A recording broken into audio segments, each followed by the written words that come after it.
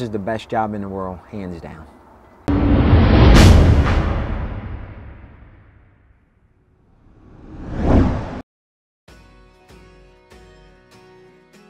My name is Arundel Jackson. I'm a lieutenant with the Arundel County Fire Department. Assigned to Station 33 on A shift. Previous assignments, I worked at the department's training academy, worked in the operations office, worked as a lieutenant at Station 40 and a lieutenant at the Brooklyn station. So I kind of diversified my career within the department.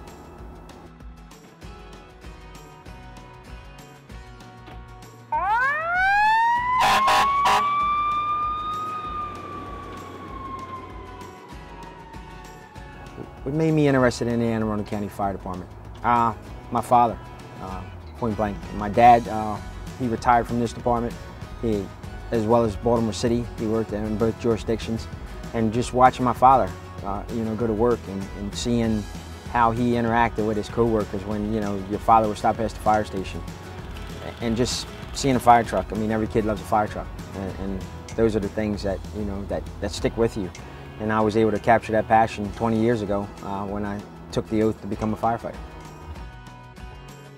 I have a long family history in the fire service. Yes, I do. My brother is a driver-operator at the Brooklyn Fire Station. My sister, she worked for the fire department in Baltimore County, and her husband have moved to Pensacola, Florida. He's in the fire service down there, and just it's a family thing. It's one of those things. I talked to my brother about it, and he wanted to come on, and my sister saw how involved we were. She loved the EMS side of it, so she got involved, and it just kind of grows on you.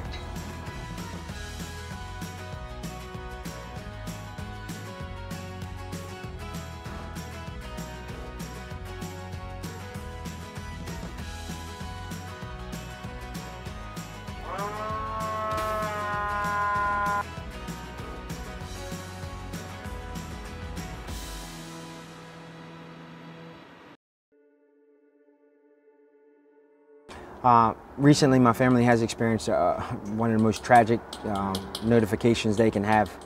My sister that I spoke of from Pensacola, Florida, she was just recently diagnosed with stage 4 breast cancer, and that's a punch in the gut. With the help of some people from the fire department and the union, the secretary of the union, we were able to put together a web page for donations, and the brotherhood and the sisterhood across the United States has been outpouring with words of encouragement and donations. It's astounding. In 2 days, we've raised almost $9,000 in 2 days. So that tells you about the passion and the brotherhood of the fire service as a whole. And some of these people have never met my sister, but they knew my story. They saw the story that we shared, and here we are. I would definitely call it a family. The fire service is a giant family. We cook meals together. We spend 24 hours together. It's something to be said about being in a building with someone for 24 hours that you see every 4th day. You make meals. Some meals are good, some meals are bad. There's some jokes. There's the camaraderie, the friendship. If a guy needs help putting a roof on, you'll have 10 or 15 guys from the shift over there putting the roof on. Recently, my family and I moved. I sent a group text message out to all the members of the fire service that I know, and I had my entire house, 3 levels of my home, moved in 2 hours. It's impossible. A moving company couldn't have done a better job. Oh, this is way more than a job for me. It's a career. It's my life. I mean, you go home, you remember the incidents when you get home. You remember the guys when you get home. Yeah, you remember your coworkers. You carry it with you. I mean, 20 years that I've spent here, I can't begin to tell you some of the things that I've come across and situations that I've encountered and the friendships that I've made. Those last a lifetime.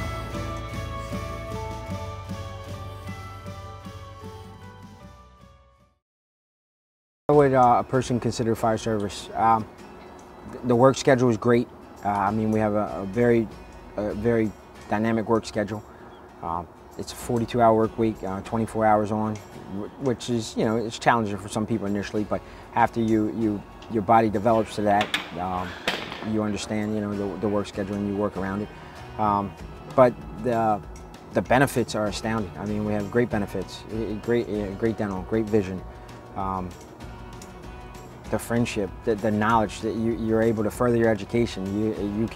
You can come in as an entry-level firefighter. You get college credits while you're attending the academy, and once you graduate, should you seek an advancement in medical certification, you can become a paramedic. And that degree itself, that's bank, man. That's money. I mean, you know that's where a lot of guys, you know, they drive, and you know that's with all across the United States are looking for paramedics. And to come here and operate as a paramedic and be able to have that knowledge and deliver those skills and save lives, it's a good deal. You don't have to live in the county. As you know, a number of our members don't, they live outside of this jurisdiction. So, you know, you can commute. We have a lot of guys that commute to within the county. So no, you don't have to live in the county. The retirement that we have, after 20 years, you're able to retire with a significant pension. It's a very significant pension point. And depending on how you invest your money, there's other investments that you can make, deferred comp. You know, we have a deferred retirement option program, as well as, you know, there's different programs out there that you can invest your money in. So when you do retire, you can retire. You don't have to work another job.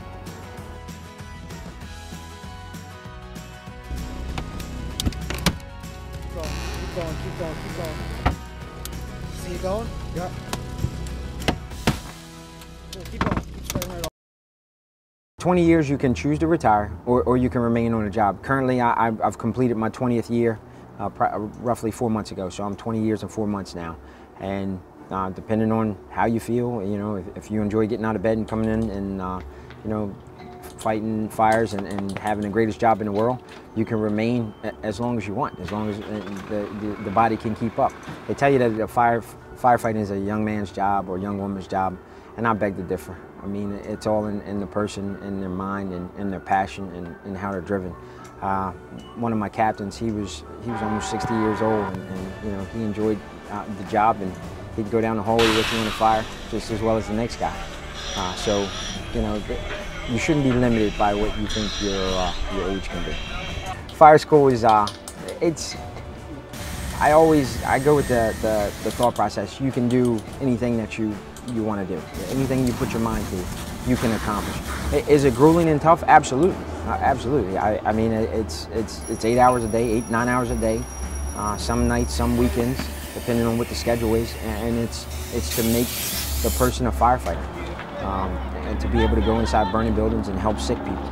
So the recruit training officers that we have, the training program, our training academy, as it's themed, they put a lot of effort and time into making sure that we put a good product on the street. Because remember, when someone picks up the phone and dials 911, they want the best. They want us on our A game, and that's what the instructors down there strive for. So. My thought is, if you sign up and you go through the training to get there, and you take the oral interview, you complete the written exam, and you invest that time into it, you know, the effort should be coming back from you to make sure that you complete that program.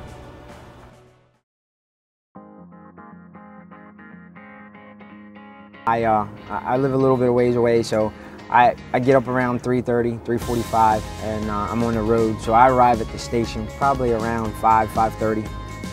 The first thing I do when I come in, I check the rig. I check my air pack, and I check the hose lines on the back to make sure that they're okay with that. I like how they're racked. From there, I'll sit down and enjoy my coffee, and that's before all the troops start wandering in, and everyone's asking for their assignment and you know, how the roster is going to look out for their. From there, I'll conduct a roll call. We'll have a roll call with the shifts. We'll go over some things, you know, any training that needs to come up. And then the apparatus checks start. So we're checking the rig, we're checking you know, the pumps on the truck, the fuel level on the saws, the rescue tools. We're checking all the tools. And from there, we go, we complete the housework. We'll clean the firehouse just like you got to clean your house. Somebody vacuums, someone cleans the bathrooms. We figure out who's cooking, because that's equally important to firefighters. The meal is very important. So we figure out who's going to cook, and then from there we'll start to divvy out inspections. So we have to look at properties throughout the area to see if there's any issues with them, if there are any fire code violations. We'll complete some training. We'll come back, we'll probably grab lunch, and usually in the afternoon we're back out at it again. You know, just doing some training. We might watch a YouTube video, we might be on the street, we might be stretching some lines to see how far our hose lines can advance in some of the newer buildings. And there's always something being built within the Glen Burnie area. So we'll go out and survey those buildings, see what it's like. By then it's usually starting to trickle into dinner time. We'll make the meal, and then you know, probably in the evening after dinner things start to settle down a little bit. There's a couple runs.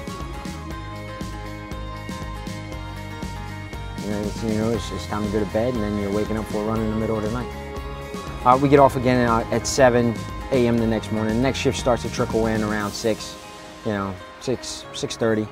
So, you know, we'll interact with them, explain to them what any difficulties we had or runs we had that they should be made aware of. And then guys go home, and then you're off for 3 days, and you come back 3 days later and you do it again. I had a very significant challenge to get into fire service. I was struck by a hit-and-run driver prior to getting hired as a career firefighter. And you know, the doctors come in and they give you the scenarios, and you listen to them.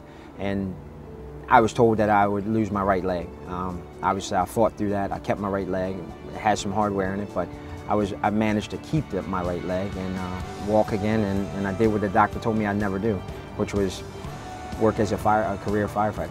So that was a significant challenge to me, yes. Do you miss work when you're off? Absolutely. You miss the guys, and you know, obviously with social media and text messaging and phones, cell phones. So if there's a fire that you miss while you're off, the guys are, you know, they'll make it a point to break your chops over it. Or if there's anything significant happen while you're off, you know, you'll get a phone call about it. But yes, if I take a shift off, you do miss the job. You miss being there. I mean, it's an adrenaline rush, and you have to have a passion for this job. Passion will drive you to. In the fire service, we try to compete with other companies who can stretch a hose line the best, what company has more company pride, what company's rig looks better. There's passion associated with cooking in the fire station. There's passion associated with just overall company pride. This job is very passionate. To do something, some guys work in this job for 40 years. You have to have a passion for this job if you get up every day for 40 years to come into a firehouse and put this gear on and get out on a on a rig.